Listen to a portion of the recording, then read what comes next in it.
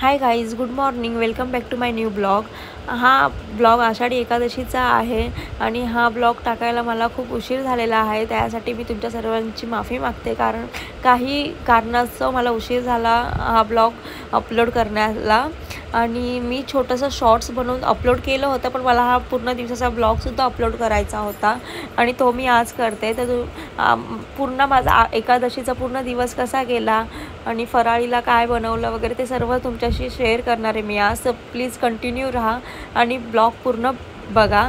आवडल्यास लाईक करा, कमेंट करा आणि शेअर करा.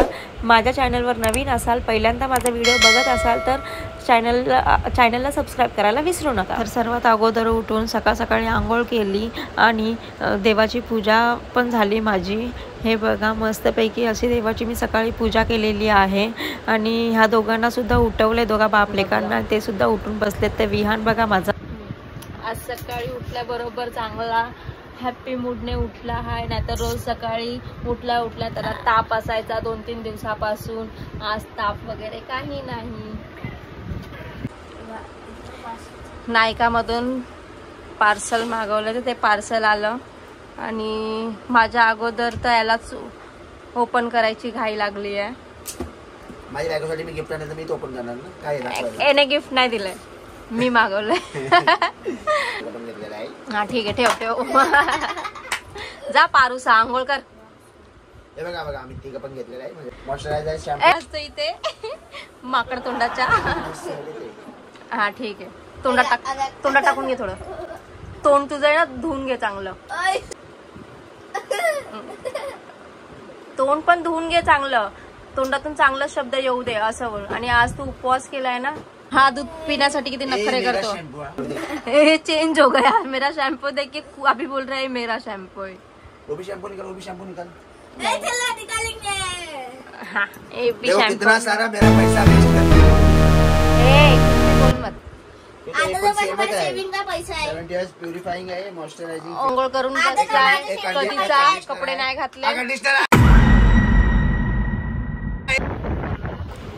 एकादशी निमित्त आम्ही चाललो आहोत विठ्ठल रखुमाईच्या मंदिरात दर्शन करण्यासाठी. घरी तर देवाची पूजा केलीच आहे, पण आमच्या घरी विठ्ठल रखुमाईची मूर्ती पण नाही आहे आणि फोटो फ्रेमसुद्धा नाही आहे पूजा करायला, दर्शन घेण्यासाठी. म्हणून आम्ही बाहेर मंदिरात चाललो आहे दर्शन करण्यासाठी. तर तुम्ही पण आमच्यासोबत चला आणि आमच्याबरोबर तुम्हीसुद्धा दर्शन करून घ्या.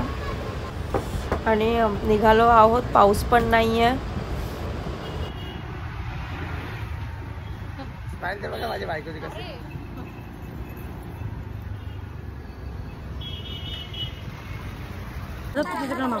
गाडीमध्ये बसून चिडवणार.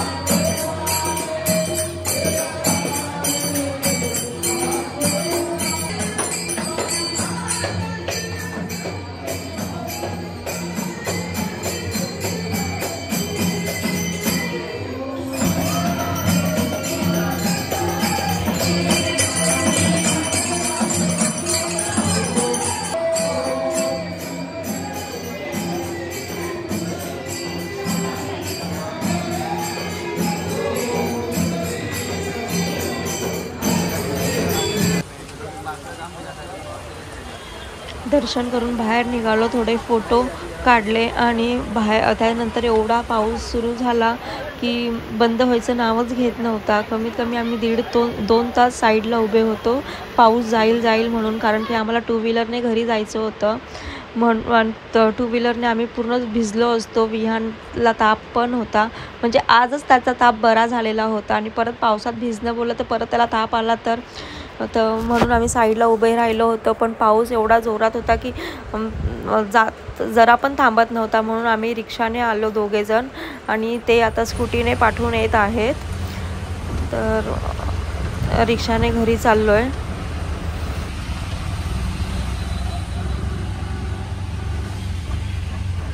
तर घरी येऊन अगोदर पहिलं चाय बनवून प्यायली आणि मग साबुदाणा वडे बनवायला सुरुवात केली. साबुदाण्याची खिचडीच बनवणार होती, पण यांनाच खिचडी आवडत नाही म्हणून सर्वांनाच साबुदाण्याचे वडे बनवले आणि वड्यासोबत खायला शेंगदाण्याची चटणी बनवली.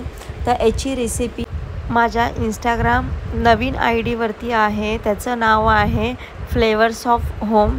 तर याची लिंक मी खाली डिस्क्रिप्शनमध्ये देत आहे, तर तुम्ही नक्की जाऊन बघा आणि तुम्हालाही मग समजेल की साबुदाणा वडा मी कसा बनवला आहे. ते खूप छान असे क्रिस्पी वडे झालेले आहेत आणि मी याला शेप गोलसुद्धा दिलेला आहे आणि लांबट गोल पण दिला आहे. गाईज, माझ्या नवीन ID वरती सर्वांनी जाऊन तिथे माझे रेसिपीजचे नवीन रेसिपीज येत राहतील. ते आत्ताच मी न्यू अकाउंट ओपन केलेलं आहे.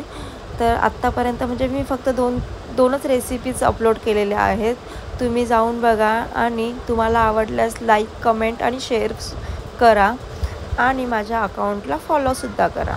तर अजून नवीन रेसिपी मी त्या ID वरती अपलोड करत राहणार आहे. तर मी एक नवीन सुरुवात करत आहे. अगोदर मीने यूट्यूब ब्लॉग बनवायला सुरुवात केली आणि आता इंस्टावरतीही रेसिपीजचं अकाउंट ओपन केलेलं आहे. तर मला सपोर्ट करा, कायम माझ्यासोबत राहा आणि माझे सर्व ब्लॉग्स, रेसिपीजचे व्हिडिओज बघत राहा.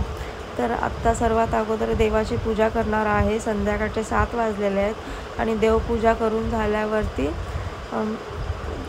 जेवायला बसणार आहोत.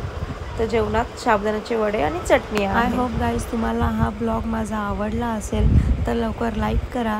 तुमचं काय कमेंट्स असेल ते कमेंट्स करा आणि शेअर करा. भेटूया आपण अशाच एका न्यू ब्लॉगमध्ये.